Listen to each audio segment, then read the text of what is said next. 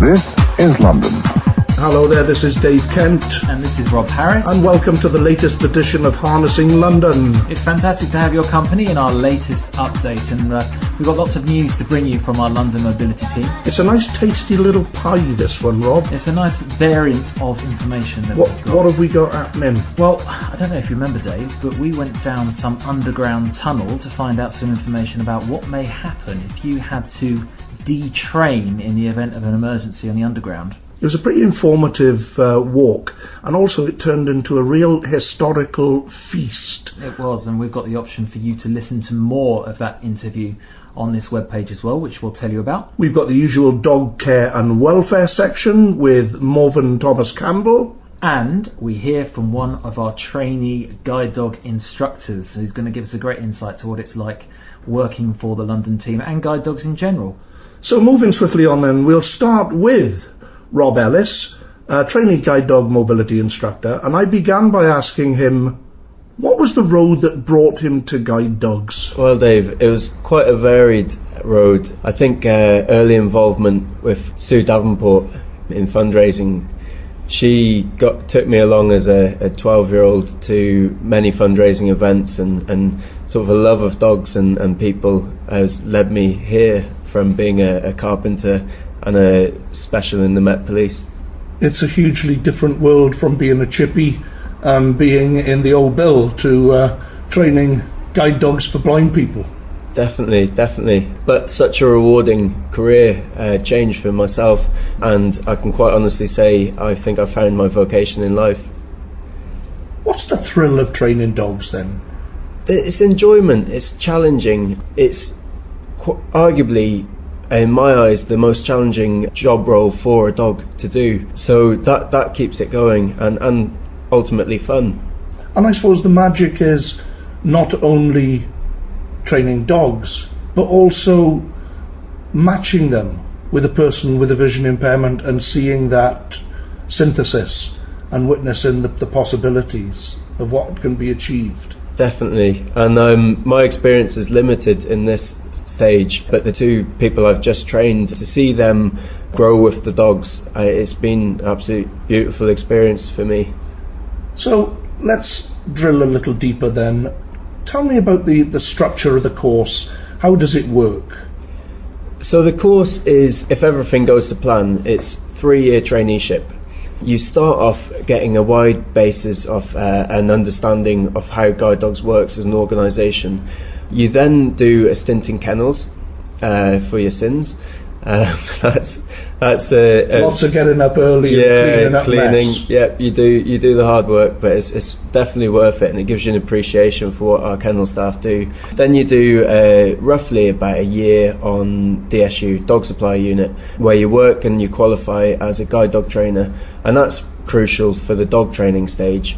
Not a huge amount of input with the people there, our clients, but it's critical to the role that you develop your skills to be able to handle dogs. Then the final year is spent training the advanced stage dogs and matching and working with our clients, and that's really the crux of the job of a guide dog mobility instructor. So it's split into different modules, and presumably the human aspect, you learn about eye diseases, vision impairment in general. We spend a minimum of, I think, 8 weeks at Leamington Spa, where we go off and have inputs on low vision and orientation and mobility. So there's a strong emphasis on that. When you're training a dog for a client, yeah, are you acutely aware of the fact that they do not have any vision, and that what you're training really, the sense of responsibility, I suppose that's what I'm trying to get to, the sense of responsibility you must feel, is that true? Yeah, I do. I feel it myself, and it's really hit home the first 2 dogs I've trained and qualified recently. Just the importance of the job role. I'm walking behind the client and dog, and my heart in my hand basically, and just wanting everything to go right, and it's really hit home how important it is to train those dogs to such a standard, and then to train the person to continue that standard and keep the job role of what they're doing. It's really amazing, but such an important thing. Because I'm acutely aware of that as a service user, as well as being a member of staff. I see it from one side, but I also feel it acutely as a client, and I'm so empathetic for you that there is this kind of this crushing sense of oh my goodness me, I've got to get it right, because if I don't, the consequences can be fairly catastrophic. Oh, definitely. And I mean, it's safety first. You need to be confident in the safety of the dog and for the client, in the sense the safety of the client through the dog, if that makes sense. It's a huge job. But ultimately, after all the hard work on both sides, the clients put in amazing effort, and just it's such a big part of their life that they give up a lot too. But ultimately, to get to the end, a safe partnership, that's what we do it for. So you've come to the end of this 3-year apprenticeship. What do you get at the end of it? I think they used to give you a little trophy, a bronze dog and a guy walking it, but I think they might have done away with it, sadly. But I think the sense of achievement, it's not what you get at it. You qualify, hopefully. And is there a qualification? Yeah. So I was one of the last through with university, Chester University, and they accredit a foundation degree. I think it's changing at the moment. It's going to be internally moderated. Guide dogs are going to give out their own qualification, which gives us a bit more scope on what we do. But it's still quite nice to have an external body moderating it. But it's a tough qualification. Thousands and thousands of words, written assignments and practical examinations. It's no mean feat to get through. You're 3 years into your relationship with guide dogs now. Yeah. Where do you see the future of guide dogs from a perspective of a guide dog mobility instructor? Wow, that's quite a probing question. I see us as an organisation ideally growing, developing, embracing new training methods, that's both with dogs and people.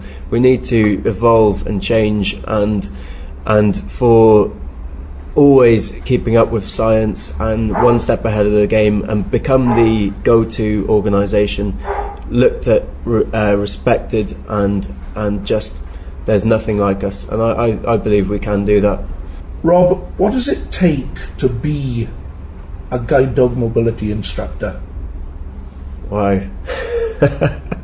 I'm not sure, I haven't quite made it yet myself, but I think going through the process is tough. It's 3 years, it's tough, it's challenging. I think you need perseverance. You need to be in it for the right reasons, otherwise you'll not get to the end. You need to be doing it for the people. Everyone loves dogs, that's a given. It's the people side that matters, and we will nurture the dogs, but we ultimately do it for people. And you need resilience to be able to pick yourself back up when times are tough. Yeah. And you're working in a team? That goes without saying, yeah. I missed that one out, but it's teamwork all the way. And in the London team, we're really fortunate to have such a great supportive team that makes a difference. Trainee guide dog mobility instructor Rob Ellis there, and he really is as nice as he sounds. I couldn't possibly comment, Dave.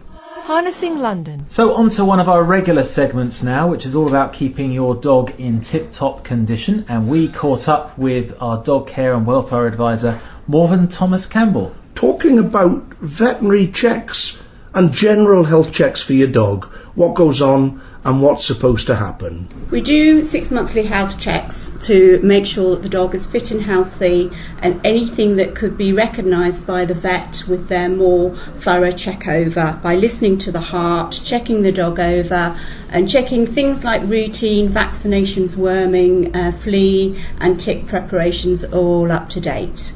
It's important. We need to make sure that the dog is fit and healthy for working.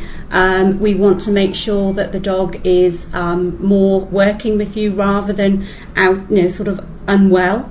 And the things that can be recognised more quickly and be dealt with much more quickly then is better for the dog. And although these health checks happen, what should a guide dog owner do if perhaps they're spotting something they don't think is normal on the dog?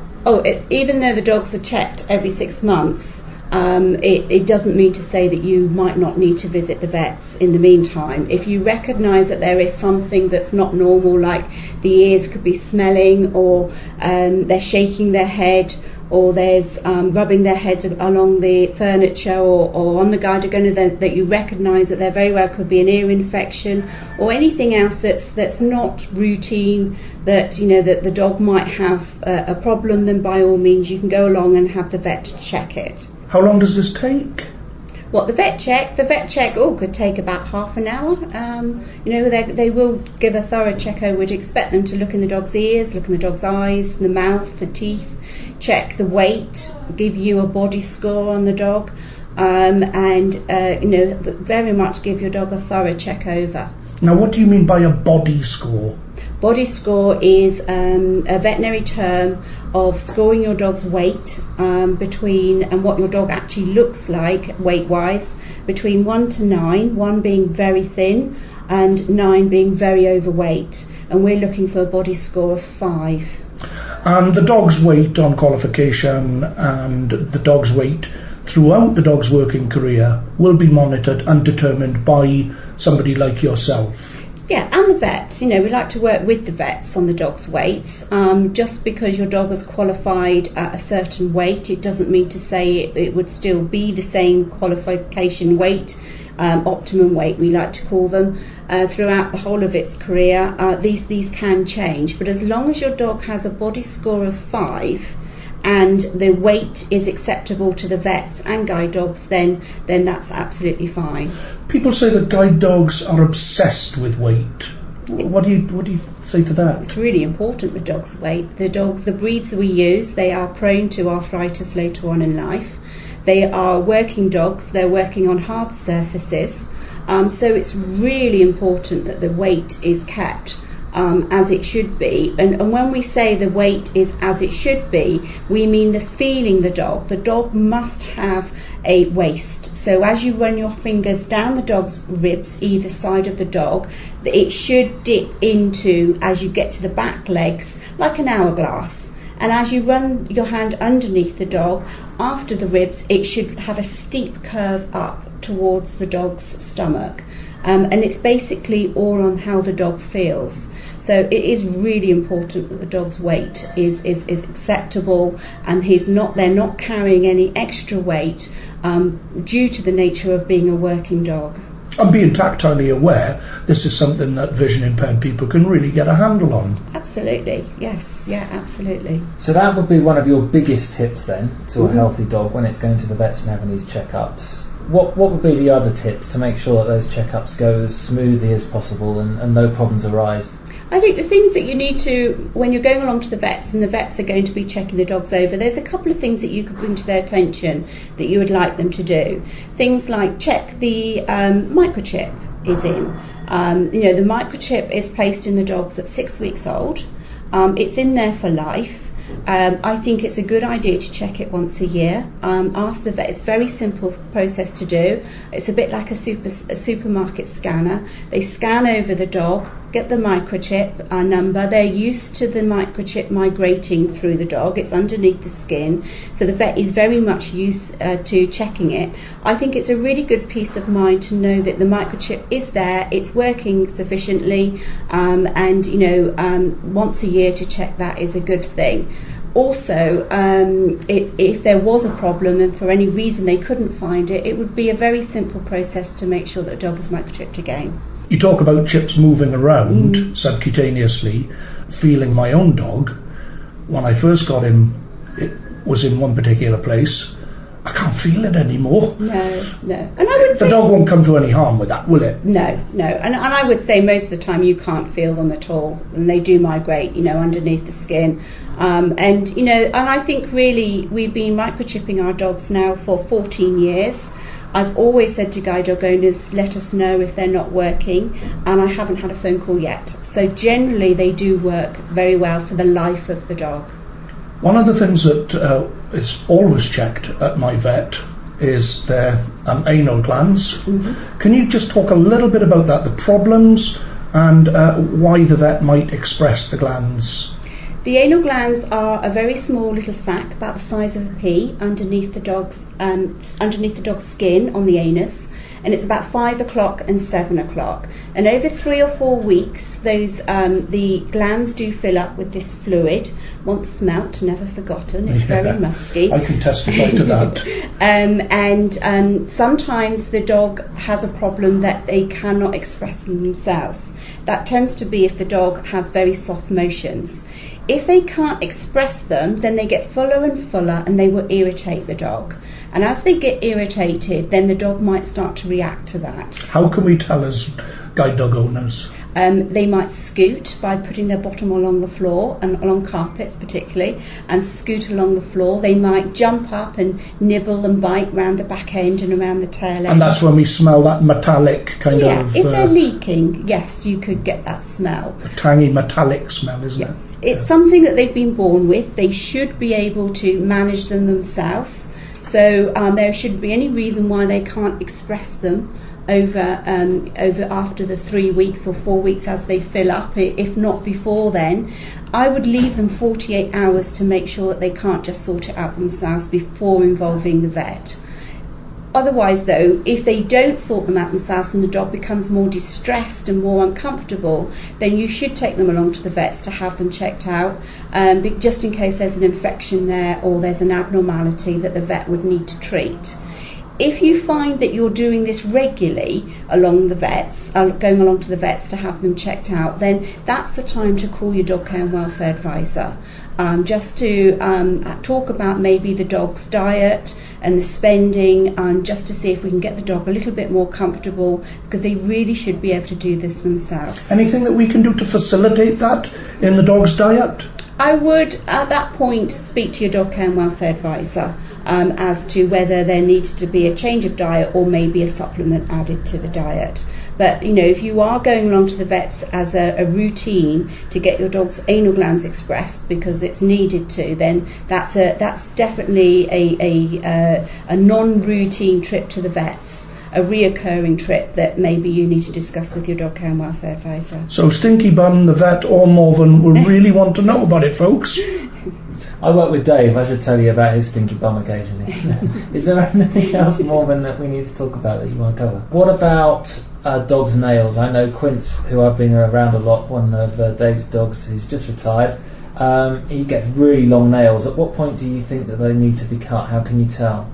I think if you can hear them as you're clinking along the road is a good time. If they're catching you, it's a very good time, and if they're starting to curve. The dew claws do not have any contact with the pavement whatsoever, so they must be checked every 6 months at your vet check. And they will need to be clipped because they will continue to grow round until it makes the dog uncomfortable. The dog's nails of a working guide dog tends to be very much worn down as they're working on pavements. But some dogs are more prone to nails growing a little bit faster. So I always think it's something that you need to bring up with your vet when you're doing your 6 monthly checks. Are their nails long? And please could you trim them if they are? But generally, don't be surprised if maybe your dog's nails don't need to be cut at all, because the work of pavement work that you're doing is wearing them down without having to be trimmed. As well as flea treatments and worming treatments, something that is absolutely essential is their annual vaccinations. Tell us a little bit about that, why it's important, what we need to be thinking about, and what happens. The dog's annual vaccination needs to be done yearly. As a working guide dog, we like this to be done every year. without fail. It's very important if we want to get rid of these diseases that the dogs are vaccinated against, then we need to make sure that the dogs are protected against these diseases and the vaccination is carried out. And what are they protected against? It's distemper, leptospirosis, parvovirus and influenza. You know your dogs very well, and you'll know when something's out of the ordinary. More so than anything, a guide dog owner will pick up a symptom much quicker, because you do have such that close relationship with your dogs. Vets do work on symptoms, but it's important to go along and just check that there is nothing that you're concerned about. But by all means, if you want to discuss it with your dog care and welfare advisor, we're there to support you and discuss things with you about your dog's health. So if you think, well, I'm not sure if I need to see a vet or not, by all means do come along and speak to your dog care and welfare advisor. But if you do go along to the vets and there is a reoccurring condition that you're seeing the vet quite often with, by all means do discuss that with your dog care and welfare advisor as well. Morven, thank you very much. Thank you. Harnessing London. Your feedback is welcome. Call 0118 983 8371. Email harnessinglondon@guidedogs.org.uk or visit our website at www.guidedogs.org.uk. So, Rob, you're a grown man, but you're a big fan of the railways, aren't you? I do have to admit to being a little bit of a nerd. Well, I mean, you can't help being so, can you, in this city where we have such a historic train system? And to get the opportunity to walk through a real railway tunnel, an active working tunnel, was something quite special. It was. We were very lucky to do so, but an important message behind it. What would happen in the event of a detraining? Say the train had to stop, there was an accident, or that the train had broken down for some reason and people had to detrain and walk to the next station. We wanted to get a sense of this, so we caught up with the guys from London Overground at Rotherhithe Station, and we went under the river. If you were on a train and it had to evacuate, our trains are fitted with steps at the end of the cab. Because of the narrowness of the tunnel, if we need to evacuate, which fortunately in the 4 years we've been operating we haven't, the stairs would then be ejected out of the front of the train, so it's sort of representative of what you would have to do, but there it would just be straight down onto the track, and then you'd be evacuated to the next station. I'm Mike Stubbs, I'm Director of London Overground in Transport for London, and my role is to be everything London Overground in TfL, so I'm responsible for operating it, maintaining it, planning it, extending it, upgrading it, and my colleague here is Hugh Edwards, who's Head of Programme Delivery, and he's responsible for doing all my enhancement projects. We're currently on the edge of the platform, and Dave, you'll be able to feel with your cane. Feel the tactiles on the edge of the platform here, as you would find on any station platform anywhere. And now we're going to step forward in a disconcerting manner, and we'll just be able to feel some steps going down. Wow. Okay? Yep. Stepping off the platform now and down toward the track bed. So we are currently on a platform over the tracks, and we're going to take the big step down to the tracks. So there's 2 steps down. Got the first one. And the second one. And we are now in the track pit. We are. So Dave, just explain as we're walking, you'll feel the gutter in the middle of the track. Yep. Just by your left leg. Feel it there? Yep. And there is actually some running water going from left to right here as well. So what I should perhaps explain is that you're walking now between the 2, what we call the running rails. Those are the rails that the train sits on, 1,435 millimetres apart, known historically as the 4-foot.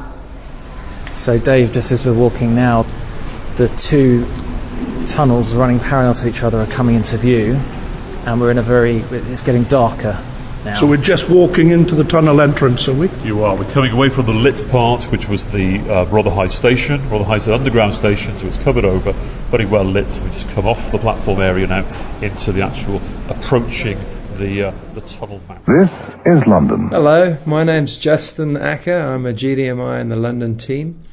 And my top tip for this podcast would be to take your time. And what I mean by that is specifically when you have a new dog, take your time with that dog. Don't take any shortcuts. Don't rush, because this is the time to really establish a partnership. And taking shortcuts is only going to undermine your ability, your dog's ability to do the job well. So even if it means getting up a bit earlier or getting home a bit later, take your time, put in the effort, and it'll pay dividends. An absolutely memorable walk, and one of the things that I'll never forget was just how filthy and grotty my long cane became. There was an awful lot of track grease all over it. I remember it well. There was track grease, there was dirt, there was rat's pee, there was the whole thing. It was deeply unpleasant. It was deeply unpleasant, but fascinating nevertheless. And I think it's important to mention as well that if you wanted to be a nerd like the two of us and listen to a little more of that interview and delve deeper into the history of that tunnel, then there is a link on this webpage where you can listen to the wider interview. And later on in the early autumn, Rob and I, plus a couple of other colleagues with their dogs, will be walking that very tunnel again, actually with some dogs with us, to really make the scenario as live and as accurate and truthful as it could be. So there will be some dogs walking under the river.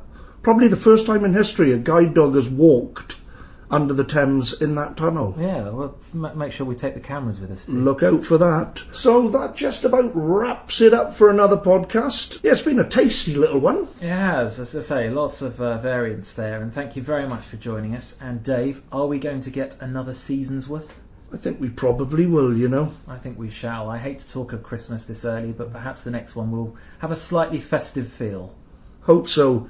In the meanwhile, give your dogs a big pat and a hug from us. Look after yourselves and take good care. Bye-bye. Cheers.